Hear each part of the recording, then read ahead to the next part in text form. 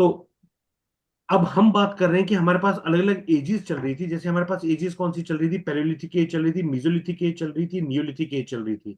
इन सारे के सारे एजेस के अंदर हमने ये देखी कि यार पैलेयोलिथिक एज में बिल्कुल आइस एज थी, यानी बर्फ बिल्कुल चारों तरफ थी।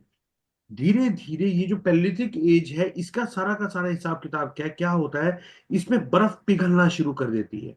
बर्फ पिघलना शुरू कर देती है मतलब आपके ग्लेशियर जो है ये मेल्ट करना शुरू कर देते हैं। जैसे आपके ये ग्लेशियर्स मेल्ट करते हैं, मेल्ट करते करते यहाँ से एक चीज निकलना शुरू हो जाती है, और वो है कि यहाँ पर पानी आना शुरू हो जाता है पूरे के पूरे एरिया में। अब चारों तरफ अगर मैं इंडिया, ये पूरे वर्ल्ड की मैं बात करता हूँ, दिस इज द वर्ल्ड। तो वर्ल्ड में होता क्या है, जहां पे if I talk about this, this is the South America, this is the North America, and this happens to be Asia, and this happens to be Africa. अब होता क्या है कि वर्ल्ड में जितने भी अब ग्लेशियर्स पिघले, ग्लेशियर्स पिघलने की वजह से वहां पे नदियां पनपना शुरू हुई। अब जैसे जैसे नदियां पनपी, तो एक नदी यहां पर निकलती है, जो यहां पर निकल रही है नदी। यहां पर जो दो नदियां मिलती है, इन दो नदियों का नाम है, एक का नाम है यूफ्रेटस और एक का नाम है टिग्रिस। तो इस यूफ्रेटस और टिग्रिस रिवर के मिलाने से एक आपकी सिविलाइजेशन पनपती है यहाँ पर। उस सिविलाइजेशन को हम कहते हैं भूटान। Mesopotamia, Mesopotamian civilisation. ठीक है। वैसे ही एक सिविलाइजेशन यहाँ से टूवर्ड्स नॉर्थ निकलती है, और ये जो रिवर है, नाइल रिवर है, नाइल रिवर के ऊपर जो आपकी सिविलाइजेशन पनपती है, उसको कहते हैं हम इजिप्शियन सिविलाइजेशन। तो हमारे पास इजिप्शियन सिविलाइजेशन, जो पिरामिड्स वाली सिविलाइजेशन थी, वो। सिमिलरली एक बहुत पुरानी सिविलाइजेशन और निकलती है यहाँ पर। इस सिविलाइजेशन को हम कहते हैं एज अ हुआंग हो सिविलाइजेशन।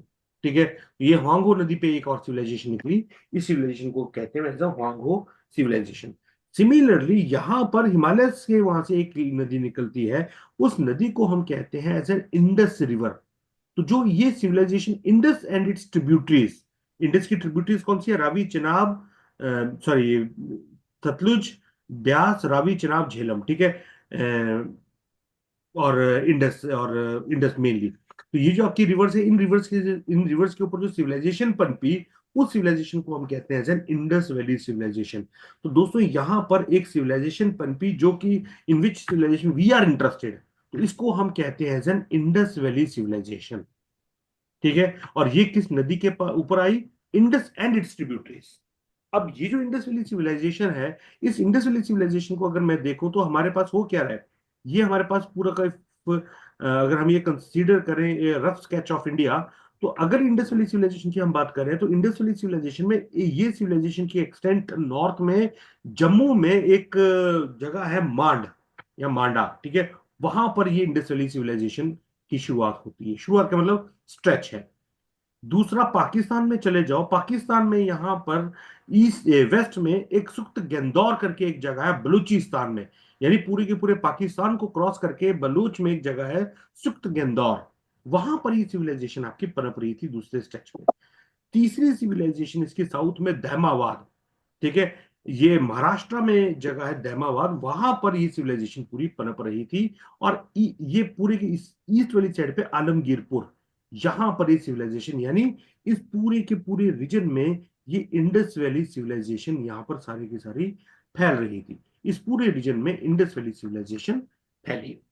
ठीक है। अब ये जो इंडस वैली सिविलाइजेशन है जो इस रीजन में निकली, इस इंडस वैली सिविलाइजेशन के ऊपर क्या क्या चीजें हमारे पास आती हैं इंपॉर्टेंट, उनको एक बार देख लेते हैं। अब इंडस वैली सिविलाइजेशन के अंदर अगर आप देखो, तो यहाँ पर ट्रिब्यूटरीज कौन सी आ गई? सबसे पहली चीज, इनके ऊपर ट्रिब्यूटरीज हमारे पास आ गई। जैसे हाँ, ठीक है, यहाँ पर हमारे पास ट्रिब्यूटरीज आ गई। सबसे नीचे सतलुज, सतलुज के बाद हमारे पास आ गई ब्यास, ब्यास के ऊपर हमारे पास आ गई रावी, रावी के ऊपर चिनाब, चिनाब के ऊपर झेलम, और इसके पास यहाँ पर इंडस। तो यहाँ पर अगर आप देख रहे हो, तो ये रावी के ऊपर एक हमें छोटा सा एरिया दिख रहा है, इसको हम कहते हैं हड़प्पा। ठीक है। ब्यास के आसपास हमारे पास ब्यास और सतलुज, सतलुज के ऊपर बेसिकली हमें एक एरिया दिख रहा है रोपड़। ठीक है। और ये घग्गर है, ठीक है, जो कि हरियाणा से निकल रही है। इसके ऊपर हमें एक एरिया दिख रहा है बनवाली, यहीं पर हमें एक और एरिया दिख रहा है कालीबंगा, और इसी के साथ हमें एक और एरिया दिख रहा है, दैट इज राखी गढ़ी। तो अगर आप ये देख रहे हैं, ये बहुत इंपॉर्टेंट रीजन है। कौन कौन से? एक हमें दिखा हड़प्पा, कालीबंगा, बनवाली, राखीगढ़ी, रोपड़ और मिताहाली, ये तो छोड़, ठीक है। और उसके बाद ये रिवर आगे गई, आगे जाने के बाद यहां पर अगर आप देख रहे हो तो आपको दिखेगा मोहनजो दाड़ो। तो मोहनजो दाड़ो किसके ऊपर है? इंडस के ऊपर। उसके बाद कोट डीजी, ये इंपॉर्टेंट था। उसके बाद ये आगे चलेगी, ठीक है। तो इंडस के ऊपर ये सारी की सारी आ गई। यहां पर आ गया सुख्त गेंदौर, तो ये बिल्कुल एकदम इस साइड इंडिया के क्या, बलूचिस्तान में, ईरान कहीं ना कहीं आगे जो टच हो रहा है, उसके साथ कहीं ना कहीं ये सुख्त गेंदौर है। फिर उसके बाद आ जाओ साउथ में, धौलावीरा। ये धौलावीरा जो है, ये जो रीजन है, इस रीजन के नीचे आपको एक लिखा हुआ दिख रहा होगा, that is Rann of Kutch. ये रण है, ठीक है। रण का मतलब क्या होता है? रण का मतलब होता है वो एक ऐसा एरिया जो नमकीन सा एरिया, कभी वहां पे समुद्र रहा था, समुद्र अब पीछे रिसीड कर गया है, लेकिन अब वहां पर जो चीजें हैं वो नमकीन सी मिट्टी है और बंजर सा एरिया है। तो वो धौलावीरा एरिया है। तो Dholavira area is also important. इसके नीचे आ जाओ, सुरकोटाडा। और सुरकोटाडा के नीचे अगर आप देखोगे, यू विल फाइंड लोथल। तो हमारे पास कौन कौन सी लोकेशंस आ गई मित्रों? सुप्त गेंदौर हमने देख ली, वो एकदम इस साइड है। मोहनजो दाड़ो अगर हम देखें वो इस तरफ है। उसके बाद धौलावीरा है, वो यहां पर है। फिर यहां से हमारे पास लोथल आ गई। लोथल के बाद हमारे पास हड़प्पा, कालीबंगा, बनवाली, रोपड़, राखीगढ़ी। ये हमारे पास कुछ एरिया ऐसे हैं जो कि बहुत इंपॉर्टेंट है with respect to the Indus valley civilisation. समझ गए दोस्तों? Yes sir. ठीक है, अब इसके बाद आगे चलता हूं मैं। ठीक है, अब यहां पर हमारे पास क्या हो गया, ये इंडस वैली सिविलाइजेशन की कुछ और लोकेशंस को हम एक बार देख लेते हैं कि और कौन कौन सी लोकेशंस थी हमारे पास यहां पर। फिर से मैं आपको एक बार मार्क करके दे दूं।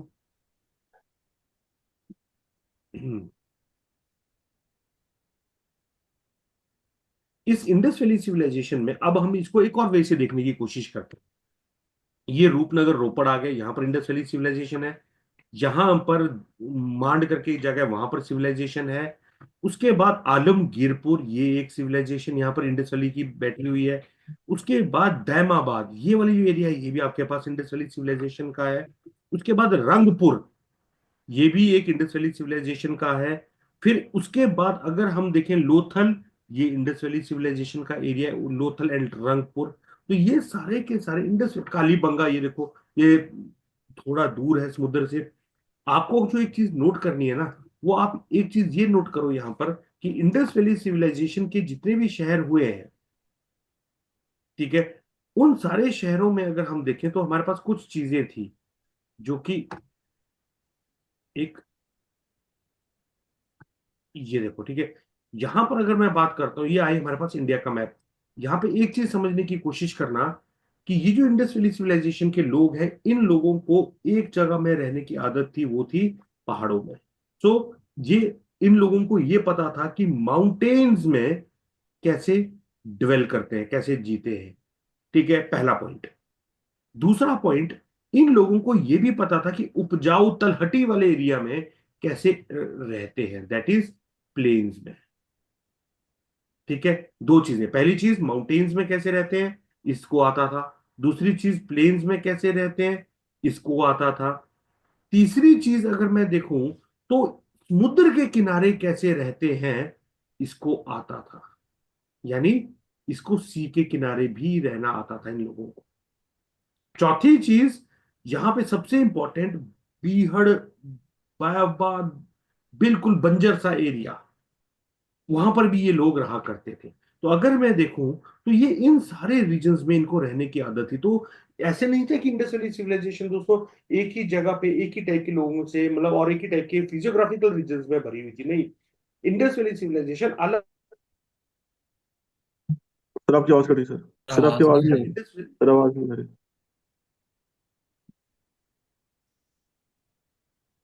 ठीक है। इसके बाद हमारे पास आगे चलता हूं। अब यहां पर हमारे पास क्या हुआ कि इंडस वैली सिविलाइजेशन के लोग जो थे वो, मतलब हमारे पास, हमने ये देख लिया कि काफी ज्यादा थे। अब इस इंडस वैली सिविलाइजेशन के ऊपर हमारे पास कुछ साइट्स आती हैं जो हमने अभी मैप में देखी, ठीक है। उन्हीं साइट्स के बारे में कुछ इंपॉर्टेंट छोटी छोटी बातें देख लेते हैं। अब जैसे अगर मैं बोलूं, इंडस वैली सिविलाइजेशन में पहली साइट आ गई हमारे पास कौन सी, हड़प्पा। ये नोट्स इसके थोड़े से अपने नोटबुक्स में बना लेना। हड़प्पा, हड़प्पा की अगर मैं बात करता हूं तो ये किस रिवर पे थी? इंडस रिवर पे। डिस्कवर किसने की? दयाराम साहनी ने। ठीक है। लोकेशन कहाँ थी? पंजाब पाकिस्तान में। फर्स्ट साइट थी टू बी एक्सकवेटेड, कौन सी? हड़प्पा। ठीक है। Harappa was the first site to be excavated. समझ गए? समझ गए? Yes sir. Yes sir. ठीक है। यस आगे सर। चलते हैं। ठीक है। उसके बाद हड़प्पा में डिस्कवरीज किस किस चीज की हुई थी? ठीक है। तो हड़प्पा में अगर हम देखें तो हमारे पास क्या क्या डिस्कवरी हुई थी? पहली डिस्कवरी हुई थी हमारे पास स्वास्तिक साइन। स्वास्तिक। ठीक है। ये जो साइन है हमारे पास स्वास्तिक का, ये साइन हमारा डिस्कवर हुआ था वहां पर। दूसरी, ग्रेनरीज, हमारे पास 6 ग्रेनरीज थी जो हमें वहां पे मिली।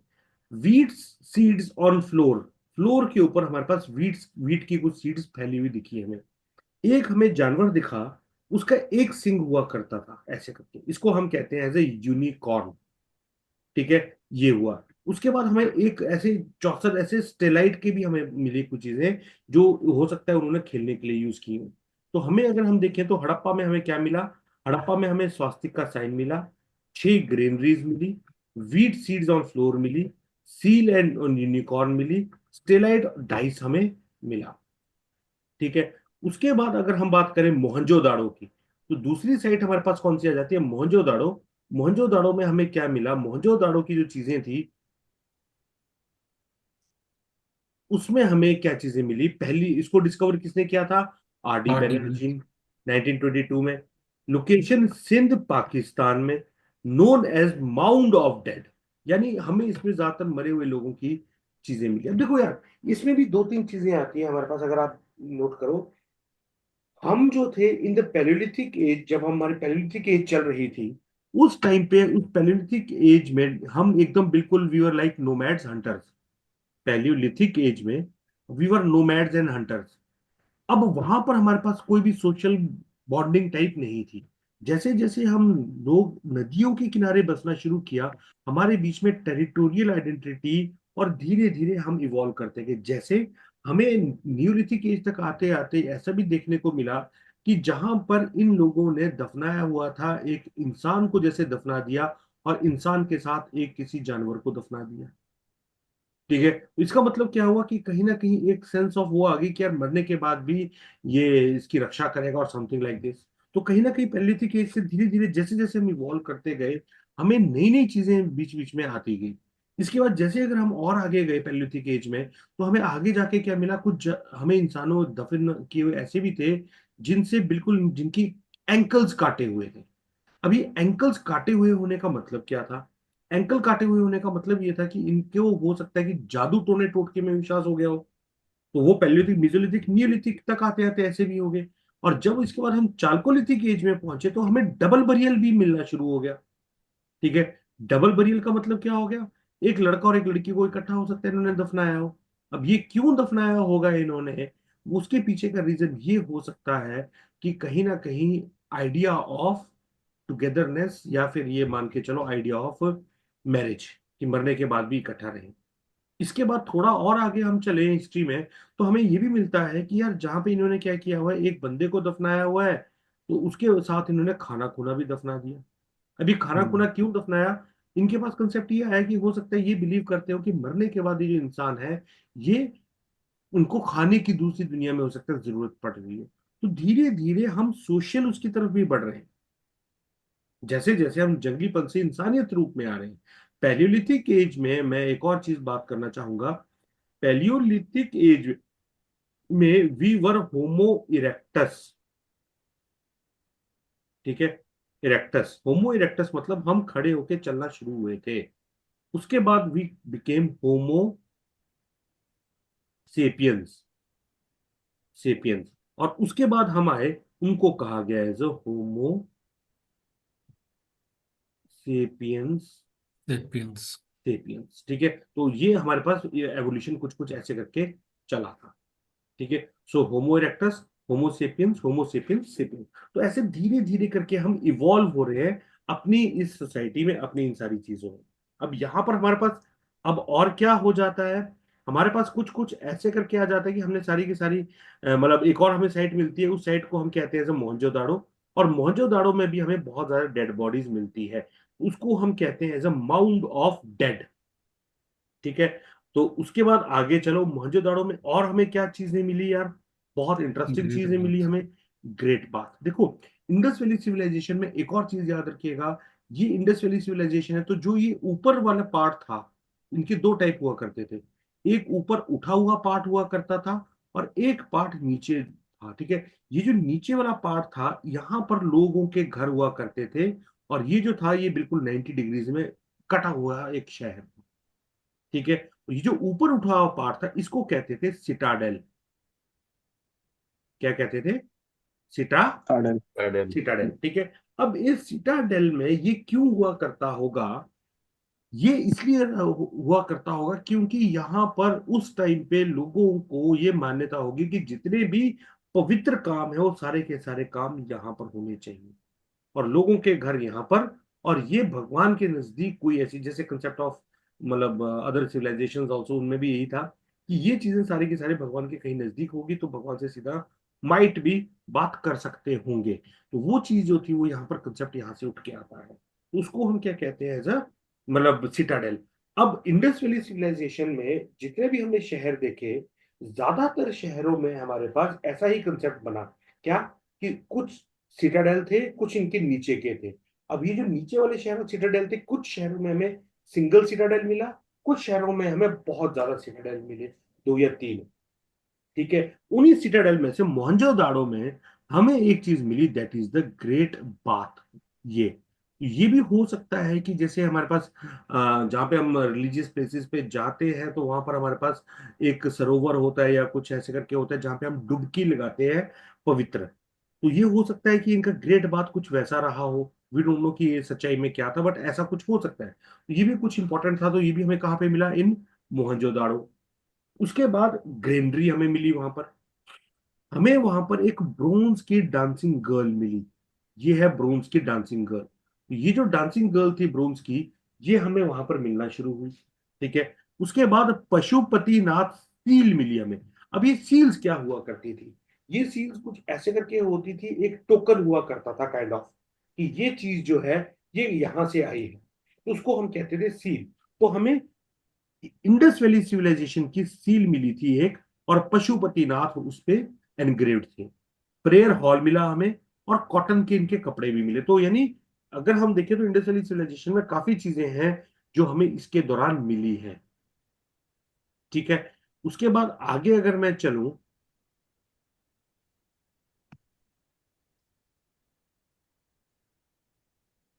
ठीक है, कालीबंगा। कालीबंगा जो है वो किस रिवर पे है? कालीबंगा है हमारे pass on the river Ghaggar, ठीक है, जो कि हम थोड़ी सूखने के कगार पे ही है। कहां पर? राजस्थान वाली साइड पे। डिस्कवर्ड बाय अम्लनंदा घोष, ठीक है। तो ये कालीबंगा का है। सर एक बार आप वो दिखा दो कि मोहनजोदारो की किसने करी थी खोज। किसने करी थी आर्यन? सर नोट नहीं किया। ठीक है, आरडी बनर्जी। बनर्जी, ठीक है। उसके बाद आदि। कालीबंगा। कालीबंगा में हमें क्या क्या मिला? हमें कालीबंगा में प्लोड फील्ड मिली, ठीक है। हमें कालीबंगा में एक और चीज मिला, दैट इज द फायर ऑल्टार, जहां पे हो सकता है ये हवन करते होंगे। डिजाइनर ब्रिक्स हमें मिली। सिलिंड्रिकल सील्स मिली ऑफ मेसोपोटामिया। तो मतलब अगर हमें मेसोपोटामिया की सील्स मिली, इसका मतलब ये लोग ट्रेड भी किया करते होंगे बाहर की सिविलाइजेशंस के साथ, ठीक है। तो उसको उसके लिए हम ये कहते हैं कि हमें वहां पर ये चीजें मिली थी, ठीक है। इसके बाद आगे चले हम, ठीक है। कालीबंगा की अगर मैं बात करता हूं, bronze doll hence name is Kalibanga, ploughed field, fire altar, designer bricks, और ये हमारे पास सील आ गई। तो सील कुछ कुछ ऐसी रही होगी एज अ टोकन। वो टोकन जो चलता होगा उस टाइम पे ऐसे करके कुछ चलता होगा। उसके बाद आगे आ जाओ, लोथल। लोथल की अगर मैं बात करता हूं, तो लोथल में हमारे पास क्या आ गया? लोथल में हमारे पास रिवर कौन सी है? रिवर भोगवा, ठीक है। गुजरात में ये था, और डिस्कवर्ड बाय रघुनाथ राव, ठीक है। तो ये रघुनाथ राव ने इसको डिस्कवर किया था। उसके बाद इससे हमें क्या मिला? डॉकयार्ड मिला हमें, कि यहाँ पर हो सकता है किसी टाइम पे शिप्स भी रहे होंगे, खड़े होते होंगे, ठीक है। तो हमें एक डॉकयार्ड मिला, फायर ऑल्टार मिली हमें, फ्लोर मिल मिली, डबल बरियल मिला। डबल बरियल मतलब इन दोनों को इकट्ठे दफनाया हुआ था, ठीक है। Painted pottery depicting cunning fox. अब जो मर्जी इन्होंने बनाया हो, वी आर नॉट श्योर कि क्या चीज थी, क्योंकि पंचतंत्रा की कहानियां थी या जिस मर्जी की कहानियां थी, वो उस टाइम पे हमें वी आर नॉट श्योर कि किस चीज की थी, बट ये चीजें हमें मिली है यहाँ पर, ठीक है। उसके बाद आगे चले, चन्हूदारो करके एक और जगह थी। वहां पे हमें ऐसा नहीं था कि इन लोगों को सजने संवरने का कोई शौक नहीं था, ये लोग सजते संवरते भी थे, ठीक है। तो अगर ये लोग सजते संवरते थे तो इनको क्या क्या चीजें थी, यहां पर बीड्स फैक्ट्री मिली, ठीक है, बीड्स फैक्ट्री मिली। लिपस्टिक एंड बैंगल्स मिले। लिपस्टिक और बैंगल्स के अलावा हमारे पास यहाँ पे इनको इंक पॉट भी मिले, ठीक है। तो वो सारी की सारी चीजें, ठीक है, इन सारी की सारी चीजें हमें यहाँ पर मिली थी इनकी, ठीक है। कहां पर? चन्हूदारो।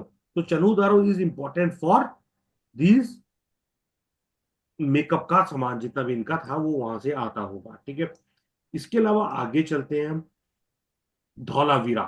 धौलावीरा एक लैंड ड्रेनेज रिवर है, उसका नाम है लूनी। लूनी रिवर के ऊपर थी धौलावीरा, ठीक है। यहाँ रण ऑफ कच्छ में थी। यहाँ पर 3 सिटाडेल हमें मिले थे, डैम मिला हमें, स्टेडियम मिला, ठीक है। तो ये हमारे पास कुछ चीजें थी जो कि हमें इन रिवर से और इन सारी चीजों से, मतलब इनके आसपास हमें मिली। सुरकोटाडा गुजरात, यहाँ पर हॉर्स का हमें ये मिला स्केलेटन, कि हो सकता है कि आर्यन इन्वेजन की बात हो या जो भी हो, ठीक है। और लास्ट आ गया हमारे पास रंगपुर। रंगपुर भी गुजरात में है। यहाँ पे हमें ब्रिक का फोर्ट मिला, ठीक है। अब ये ब्रिक का फोर्ट मिला मतलब यहाँ पर ये कहीं ना कहीं ब्रिक को भी यूज करते होंगे इन दैट, ठीक है। Rakhigarhi latest site to be largest site to be excavated in India. तो हमारे पास ये कुछ साइट्स हैं जो कि इंपॉर्टेंट हैं, ठीक है।